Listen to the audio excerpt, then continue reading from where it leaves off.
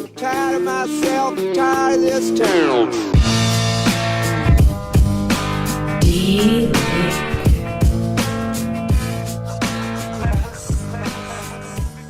Eminent Waste of Time, episode 120, brought to you by CW Motorsports. I'm Chad. And I'm Steve. Hey, and it's a little bit different. What Steve doesn't see is I'm sitting in my truck, and I am at CW Motorsports, not that behind me, it's over there. But anyway, and Steve is not at his home, he is in a busy airport. Where, Steve? Ontario, Canada, California. The abbreviation is very similar, I'll tell you. Yeah, they're definitely different places. Very true. So, the reason we're doing it this way is because this is just how the schedule worked, to where we could fit this in before the Tuesday release. Because, Steve, tell everybody where you're coming back from, I guess, is the bigger thing. I'm coming back from King of Hammers. Yeah. So, your first time out there, huh? Hammers. Yep, first time out here. Yeah. And how Sorry, was there's it? a little bit of a delay there, sorry. That's all right.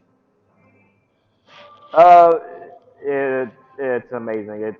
There's no way to explain it other than it is an experience. It's just absolutely amazing. It was way bigger than anything than I had anticipated going into it. So Good deal. And you went out there with David Sauter, right? yep, with David with CNR Racing.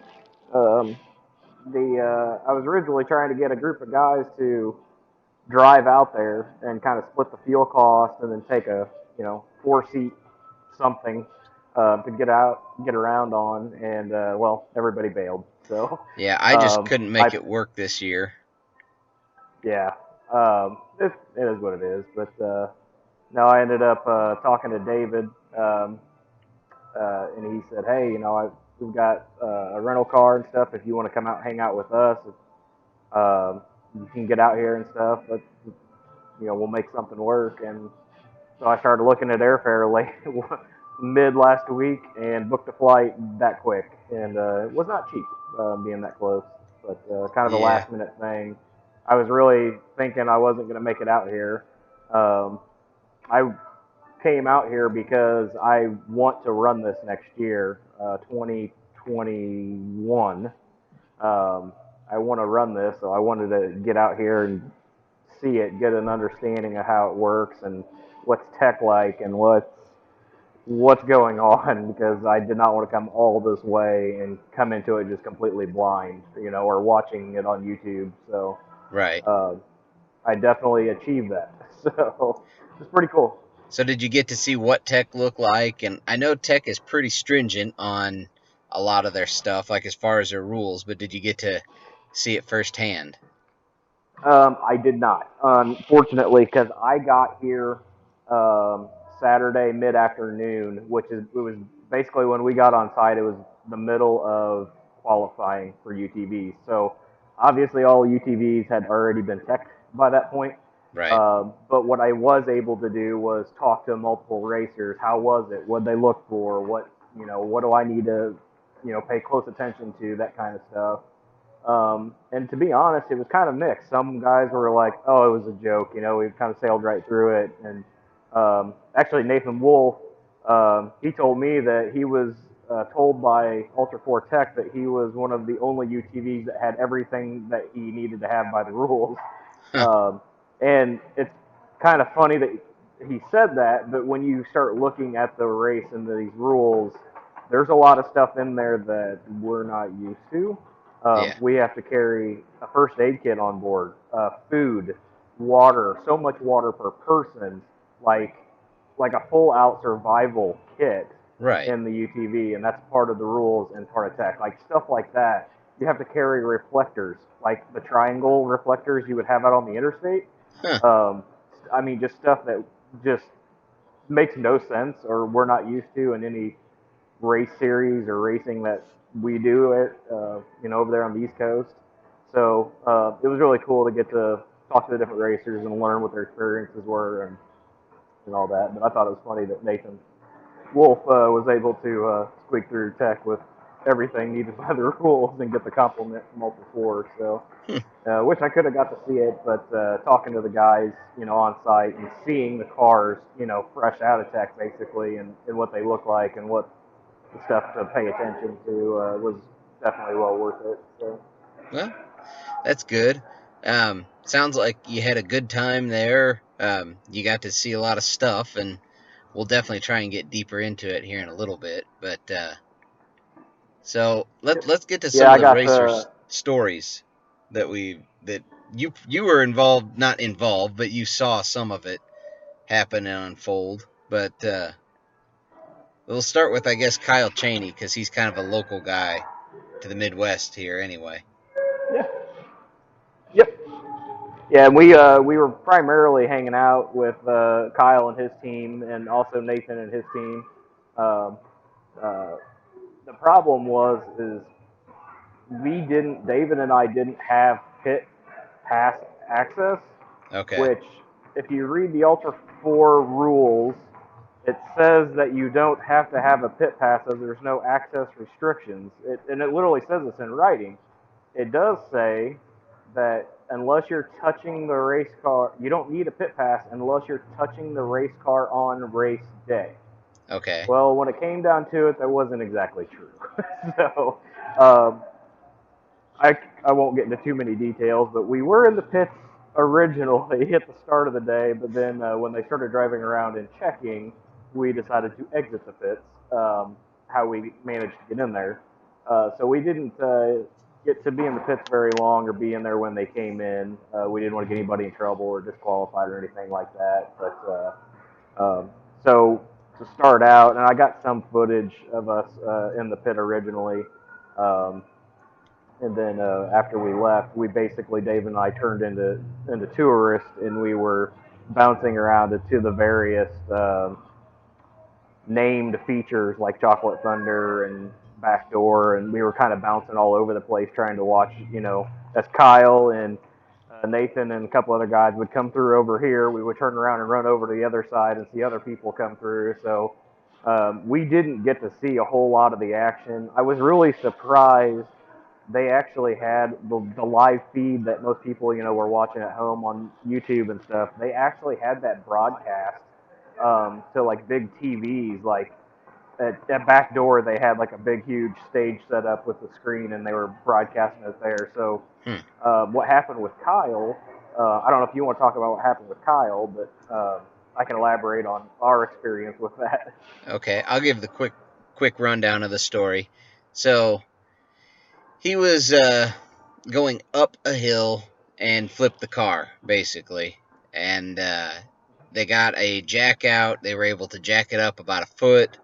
They got it flipped over. The problem is when they got it flipped over was that the car was not in park. Either they didn't get it all the way in park or something like that. So they decided, as it was rolling backwards, I guess Kyle was trying to reach through the passenger side window and slap it into park to try and keep it from rolling down the hill/mountain. Well, he didn't get it slapped in park, and the car ran him over and kind of balled him up, and it got him good, and ran over his foot and ankle. And last I heard, they said he broke his foot and possibly his ankle, is what I've heard. But I'll let Steve kind of take over from here as far as what all happened. Yeah, that's a pretty good rundown, and there's a very good video out there. Obviously, it was recorded live on YouTube anyway. Um, the David and I were literally walking into Backdoor at that time, and we were actually walking into Method Wheels sponsored that area or that big screen TV, whatever, at Backdoor, and David and I were literally walking into that area as that happened, and we walk in, and all of a sudden we see Kyle's car on the screen rolling, and him getting run over by it. Like as we walked right in, it was crazy. We were like, our heart just sunk. We were like, oh no. And we didn't have. Kyle did have a radio in his car, but the channel that he was on, somebody was hot micing from basically the start of the race. Yeah. And we couldn't talk to him. He couldn't hear us. So I did not even try to carry a radio and listen in and hear what was going on. And there was literally almost no communication with him anyway at that point.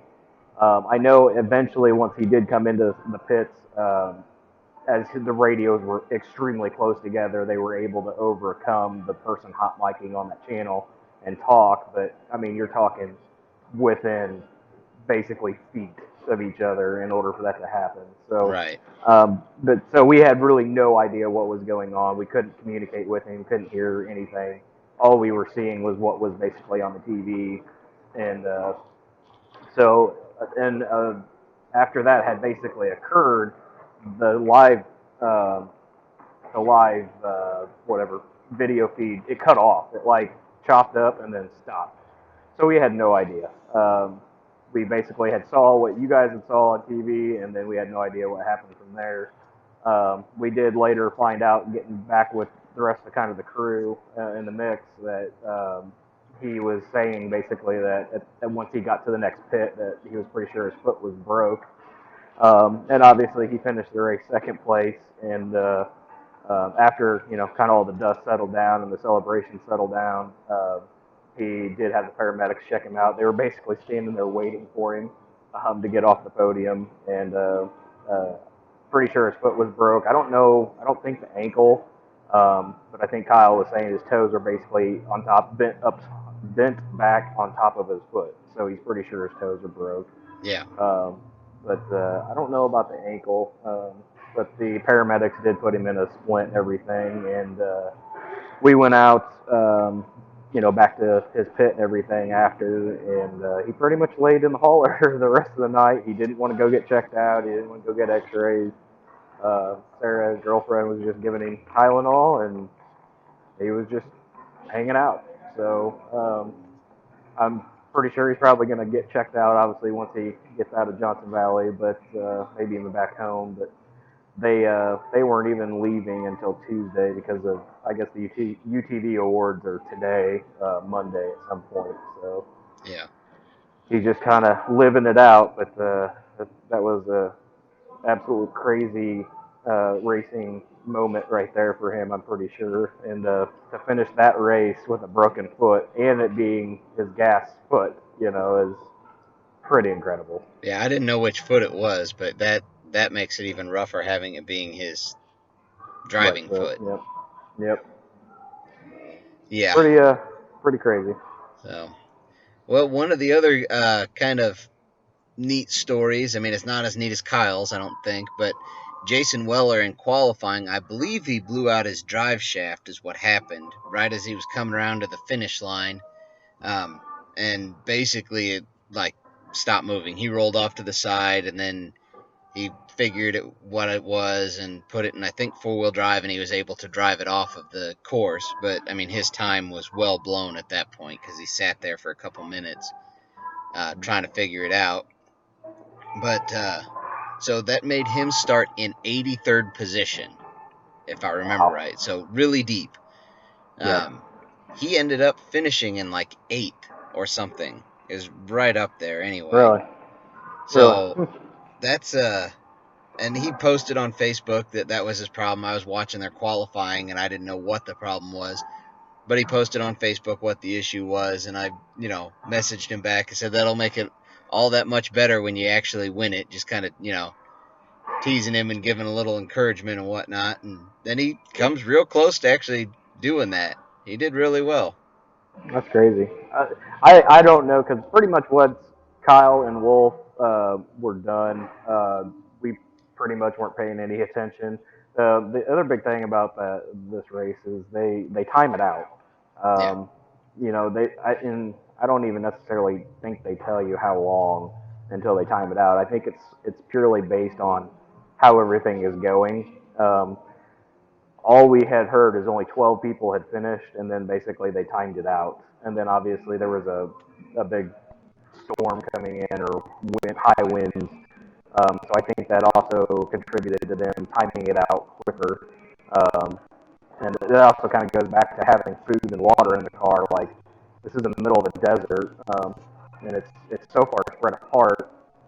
in a situation like that, you start the race, but let's say I don't know, you break your transmission and you're 10 miles out in the desert and they can't get to you. It's not like there's track sweeps running around. So right. you could be out there for hours and hours and hours with no communication. There is no cell phone coverage out there. It's extremely, extremely spotty at best. Like Right. I think my phone would go about an hour, then get a mass dump of messages, and then go another hour with no anything. So I mean, it's and even then that was primarily on top of mountainous areas or very high areas. That was even the case. So I definitely understand why you got to have food, water in the car and stuff, and Right. having a storm forecast to come in on top of it did not make things any easier. But yeah, so that's all we had heard basically. It was 12 cars had finished before they timed out. I don't know how true that was. Yeah.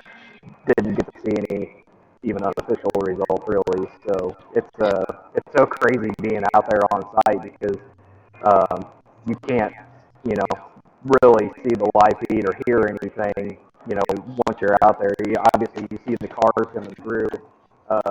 We had downloaded the tracking app for the tractors on the cars, and that's how we were kind of watching who was where and what places to kind of be and to watch.